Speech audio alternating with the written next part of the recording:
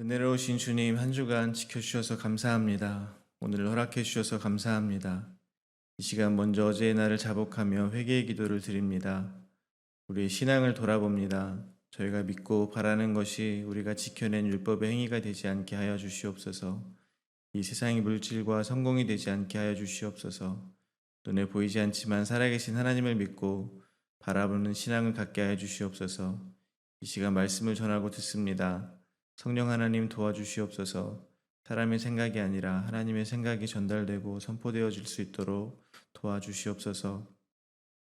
예수 그리스도의 이름으로 기도하오며 하늘에 계신 아버지, 오늘 제가 주님의 임재 안에 살고 주님을 더욱더 기쁘시게 하기를 기도합니다. 주 예수님, 오늘 제가 저의 십자가를 지고 주님을 따르기를 기도합니다. 성령님, 오늘 성령님이 저를 충만하게 채워주시고 성령의 열매, 사랑과 희락과 화평과 오래 참음과 자비와 양성과 충성과 온유와 절제가 제 삶 속에서 익어갈 수 있도록 해주시기를 기도합니다. 아멘. 말씀을 선포하겠습니다. 오늘 저에게 주신 하나님의 말씀은 사무엘하 11장 14절에서 27절까지의 말씀입니다. 저와 여러분이 한 절씩 교독하겠습니다. 아침이 되매 다윗이 편지를 써서 우리아의 손에 들려 요압에게 보내니 그 편지에 써서 이르기를 너희가 우리아를 맹렬한 싸움에 앞세워 두고 너희는 뒤로 물러가서 그로 맞아 죽게 하라 하였더라. 요압이 그 성을 살펴 용사들이 있는 것을 아는 그곳에 우리아를 두니 그 성 사람들이 나와서 요압과 더불어 싸울 때에 다윗의 부하 중 몇 사람이 엎드러지고 햇사람 우리아도 죽으니라. 요압이 사람을 보내 그 전쟁의 모든 일을 다윗에게 보고할세 그 전령에게 명령하여 이르되 전쟁의 모든 일을 내가 왕께 보고하기를 마친 후에 혹시 왕이 노하여 내게 말씀하기를 너희가 어찌하여 성에 그처럼 가까이 가서 싸웠느냐 그들이 성 위에서 쏠 줄을 알지 못하였느냐 여룻베셋의 아들 아비멜렉을 쳐 죽인 자가 누구냐? 여인 하나가 성에서 맷돌 윗짝을 그 위에 던짐에 그가 데베스에서 죽지 아니하였느냐? 어찌하여 성에 가까이 갔더냐 하시거든 내가 말하기를 왕의 종 햇사람 우리아도 죽었나이다 하라. 전령이 가서 다윗에게 이르러 요압이 그를 보낸 모든 일을 다윗에게 아뢰어 이르되 그 사람들이 우리보다 우세하여 우리를 향하여 들러 나오므로 우리가 그들을 쳐서 성문 어귀까지 미쳤더니 활 쏘는 자들이 성 위에서 왕의 부하들을 향하여 쏘매 왕의 부하 중 몇 사람이 죽고 왕의 종 햇사람 우리아도 죽었나이다 하니 다윗이 전령에게 이르되 너는 요압에게 이같이 말하기를 이 일로 걱정하지 말라. 칼은 이 사람이나 저 사람이나 삼키느니라. 그 성을 향하여 더욱 힘써 싸워 함락시키라 하여 너는 그를 담대하게 하라 하니라. 우리아의 아내는 그 남편 우리아가 죽었음을 듣고 그의 남편을 위하여 소리내어 오니라. 그 장례를 마침에 다윗이 사람을 보내 그를 왕궁으로 데려오니 그가 그의 아내가 되어 그에게 아들을 낳으니라. 다윗이 행한 그 일을 여호와 보시기에 악하였더라. 아멘. 다윗은 우리아의 아내 밧세바와 동침하였습니다. 그리고 밧세바가 임신한 사실을 알게 되었습니다. 밧세바의 임신의 원인을 남편인 우리아에게 덮기 위해서 우리아를 전장에서 불러 밧세바와 동침을 하게 하려고 애를 썼지만 우리아는 거룩한 하나님의 전쟁 중에 언약궤와 백성들이 전쟁 중인데 혼자만 편하게 쉬고 아내와 잠자리를 가질 수 없다며 집으로 가지 않고 끝까지 백성들과 함께 했습니다. 오늘 본문에서 다윗은 포기하지 않고 결국 우리아를 전장의 최고 격전지로 보내어 죽게 합니다. 오늘 본문은 두 문맥으로 나누어 묵상하도록 하겠습니다. 첫 번째 문맥은 14절부터 17절입니다. 다윗의 명령대로 요압은 우리아를 맹렬한 전장에 투입시켜 죽게 합니다. 두 번째 문맥은 18절부터 27절입니다. 요압은 전령을 보내어 우리아의 사망 소식을 전합니다. 다윗은 밧세바를 아내로 삼고 아이를 낳습니다. 그리고 그 일을 여호와께서 악하게 여기셨습니다. 다윗은 밧세바가 임신한 사실을 우리아에게 뒤집어 씌우기 위해서 우리아를 집으로 보내려고 애를 썼습니다. 왕의 음식을 보내기도 하고 술을 먹여 취하게 하기도 했습니다. 그러나 우리아는 전쟁 중에 있을 수 없는 일이라며 끝내 집으로 가지 않았습니다. 이스라엘의 전쟁은 하나님의 거룩한 전쟁입니다. 그래서 전쟁 중에는 성관계를 맺을 수 없는 것입니다. 그러나 다윗은 자신의 과오를 덮기 위한 시도를 멈추지 않습니다. 오늘 본문 14절에서 우리아의 손에 편지를 요압에게 보냅니다. 그 편지 내용은 우리아를 전방으로 보내 죽게 하라는 것이었습니다. 오늘 본문 15절입니다. 그는 편지에 써서 이르기를 너희가 우리아를 맹렬한 싸움에 앞세워 두고 너희는 뒤로 물러가서 그로 맞아 죽게 하라 하였더라. 다윗은 우리아를 죽이기로 작정을 합니다. 전쟁의 가장 맹렬한 곳에 보내는 방법을 택하였습니다. 우리아의 이름의 뜻은 여호와는 빛이시다입니다. 오늘 본문에서 우리아는 그 이름의 뜻처럼 다윗이 감추어둔 어둠을 비추어내는 것 같습니다. 어제 나누었던 사무엘하 11장 11절에서 우리아는 집으로 돌아가 밧세바와 동침할 수 없는 이유에 대해서 언약궤와 이스라엘과 유다가 야영 중에 있고 내 주 요압과 내 왕의 부하들이 바깥틀에 진치고 있기 때문이라고 말했습니다. 마치 사무엘하의 저자는 우리아의 말을 통해서 지금 다윗이 무슨 잘못을 하고 있는지, 다윗이 지금 마땅히 어디에서 어떻게 했어야 하는지를 고발하고 있는 것 같습니다. 그리고 오늘 본문에서 우리아를 죽이기로 하는 다윗의 모습에서 감추어 있던 다윗의 어둠이 더욱 짙게 드러나는 것 같습니다. 빛이 들이우면 그림자 속에 감춰진 진짜 더러운 것들이 드러나는 것처럼 말입니다. 요압은 다윗의 명령대로 합니다. 그리고 우리아는 다윗의 의도대로 죽습니다. 16절과 17절입니다. 요압이 그 성을 살펴 용사들이 있는 것을 아는 그곳에 우리아를 두니 그 성 사람들이 나와서 요압과 더불어 싸울 때에 다윗의 부하 중 몇 사람이 엎드러지고 햇사람 우리아도 죽으니라. 우리아는 햇사람입니다. 햇제국은 지금 튀르키예 구 터키가 속한 아나톨리나 반도에 있었다고 합니다. 히타이트 민족으로 알려진 햇족속은 철기 무기를 가지고 있었고 전쟁에서 매우 뛰어난 용병들로 활약했던 사람들이라고 합니다. 우리아도 햇사람으로 이스라엘의 용병으로 고용되었다가 정착했을 가능성이 있다고 합니다. 그 말은 전쟁 전문가인 우리아가 전장의 상황을 모를 리가 없다는 것입니다. 암몬의 가장 강한 용사들이 있는 곳에 배치된다는 것의 의미를 분명히 알았을 것이란 말입니다. 자신이 죽을 수 있다는 것을 충분히 감지했을 것이란 얘기가 됩니다. 그보다도 다윗 왕이 한창 전쟁 중에 일개 병졸이 아니라 장수급인 우리아를 갑자기 불러서 요압의 안부를 묻고 전장의 상황을 보고하라고 하고 또 왕의 음식까지 주며 율법에서 금하는 성관계를 맺으라고 억지를 부리는 다윗 왕의 행동에서 뭔가 비정상적인 상황임을 충분히 느꼈을지도 모르겠습니다.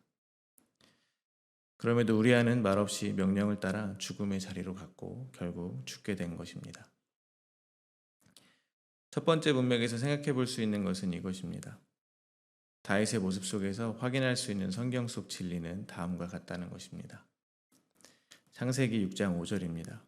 여호와께서 사람의 죄악이 세상에 가득함과 그의 마음으로 생각하는 모든 계획이 항상 악할 뿐임을 보시고 하나님께서는 죄악이 가득한 세상을 보시고 홍수로 심판하셨습니다.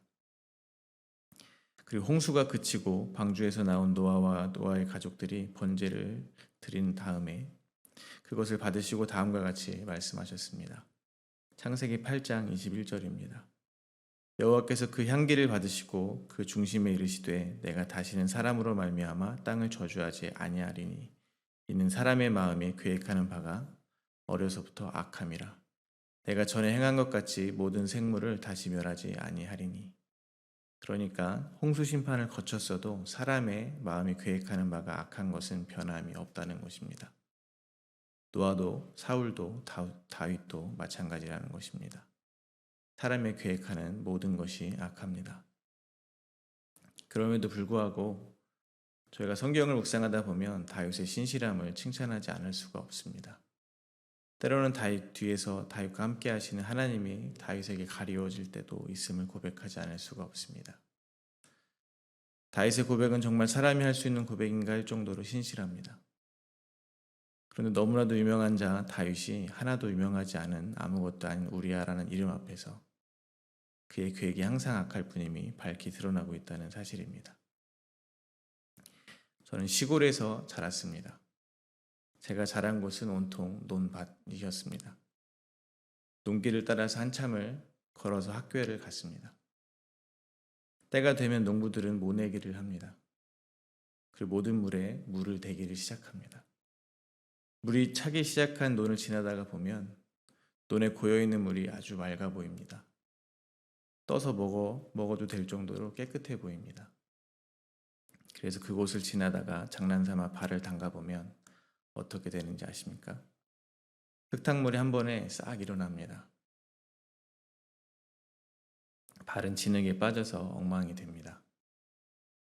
방금 전까지 맑고 투명하던 그 물은 온데간데 없고 시커먼 물만 가득합니다. 각종 부유물이 둥둥 떠다니는 것입니다. 마치 오늘 본문 속 다윗의 모습과 같습니다. 다윗은 신실한 사람이 맞습니다. 그러나 그 신실함은 다윗의 실력이 아니라는 것입니다.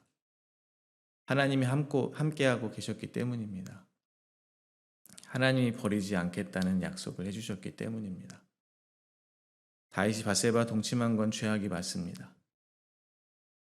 그러나 성경은 저희에게 다윗의 범죄를 통해서 항상 마음의 계획이 악할 뿐인 다윗의 본 모습을 보여주고 있다는 것입니다. 왜 그렇게 보여주겠습니까? 그래야 모든 것이 하나님의 은혜가 되기 때문에 그렇습니다. 성경 읽는 저희가 다윗에게 향한 시선을 하나님께 돌리게 되기 때문입니다. 결코 사람의 영광을 취할 수 없기 때문입니다. 마찬가지로 저희는 그 누구도 자기의 신앙을 자랑할 수 없습니다. 사람들이 아무리 칭찬을 하는 신앙인이라고 해도 마찬가지입니다. 저희는 그저 더러운 것들이 잠시 가라앉아 있어서 투명해 보이는 물과 같기 때문입니다.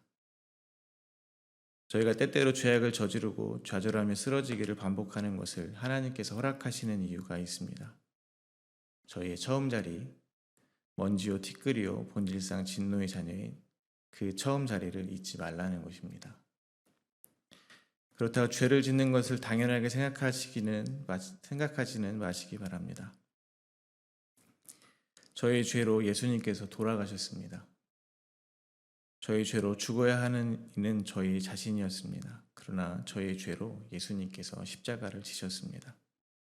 유대인만, 바리새인만, 서기관만 예수님을 십자가에 매달았겠습니까? 아닙니다. 저희의 죄 때문이니 저희가 예수님을 죽게 한 겁니다. 저희가 예수님을 죽인 것입니다. 예를 들어 한평생 자식을 위해서 고생만 하시던 부모님이 돌아가셨을 때 그 은혜를 진정으로 아는 자녀라면 어떤 심정으로 가슴을 치며 울겠습니까?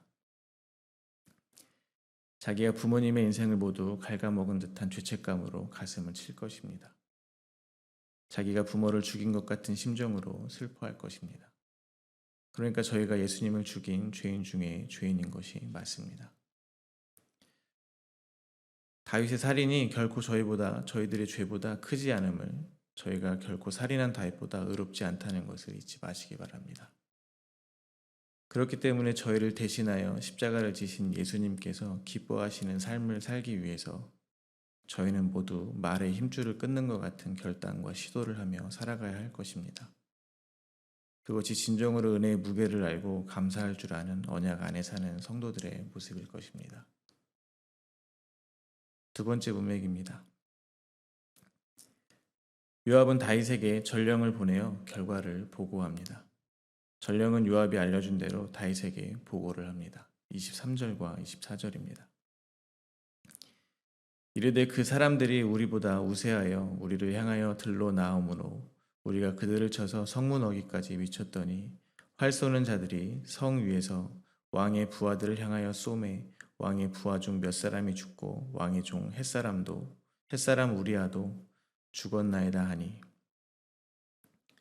요압은 전령에게 지시를 할 때 분명 다윗 왕께서 왜 어리석게 성에 가까이 가서 싸웠느냐라고 묻거든 우리아도 죽었나이다 라고 답을 하라고 했습니다. 그러나 전령은 오늘 본문 24절에서 왕이 묻지도 않았는데 먼저 우리아와 왕의 부하 몇 사람이 죽었다고 소식을 전하고 있습니다. 이에 다윗 왕은 25절에서 전쟁 중에 사람이 죽는 것은 어쩔 수 없다는 식으로 위로를 하기까지 합니다.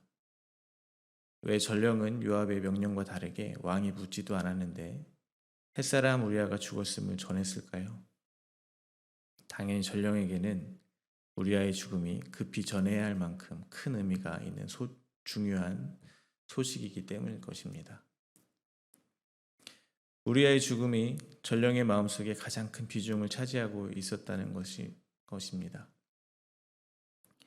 오늘 본문 17장에서는 우리아가 죽은 그 전장의 상황을 자세하게 알 수 없었습니다. 그러나 방금 읽은 23절과 24절에서는 그 상황이 좀 더 자세하게 기록이 되어 있습니다. 요압이 우리아를 배치한 곳은 본문 16장에 기록되어 있듯이 적진에 가장 강한 용사들이 있는 곳입니다. 우리아와 그 군사들보다 강한 상대들이 그들을 향해 들로 나왔지만 우리아는 예상을 뒤엎고 그들을 물리치고 성문 어귀까지 밀고 올라간 것입니다. 한마디로 자기가 죽을 자리임을 알면서도 포기하지 않고 죽기 살기로 싸웠다는 것을 추측해 볼 수 있습니다. 마찬가지로 성도들은 지금 자기가 서 있는 이 삶이 결국 내가 부인되는 자리임을 알면서도 자포자기하는 것이 아니라 최선을 다해서 성실히 살아내야 함을 교훈받을 수 있습니다. 또한 우리아는 왕의 명령에도 아내가 있는 집으로 돌아가지 않았고 바깥에 진치고 있는 부하들과 함께 잠을 잘 정도로 부하들을 생각하는 장수였습니다. 그렇기 때문에 우리아가 죽기 살기로 싸운 이유가 어차피 죽을 수밖에 없는 싸움이기는 하지만 부하들을 한 명이라도 더 살리기 위해서는 아니었을까 하는 생각을 해볼 수 있습니다. 그래서 오늘 본문 24절에 기록된 대로 왕의 부하들이 전부 다 죽지는 않고 몇 사람만 죽은 건 아닐까 하는 생각이 들었습니다. 조금 극적으로 상상을 하자면 자신이 최후까지 남아서 적군들을 막아내고 살릴 수 있는 자들을 살려서 돌려보내진 않았을까 하는 생각이 듭니다. 그리고 어디까지나 또 제 추측이지만 우리아가 이번 한 번만 그러진 않았을 것이라고 생각을 합니다. 언제나 솔선수범하며 그의 부하들과 생사고락을 함께 했을 것입니다. 특히 전쟁을 치르는 병사들에게 자기 사람을 잃지 않기 위해서 앞장서서 싸우던 장수의 죽음은 분명 큰 의미가 있었을 것입니다. 전령에게는 무엇보다 전하고 싶은 소식이었을 것이라고 생각합니다. 전령이 전한 우리아의 전사 소식이 주는 의미가 있는 것 같습니다. 우리아가 왜 죽어야 합니까? 무슨 잘못이 있습니까?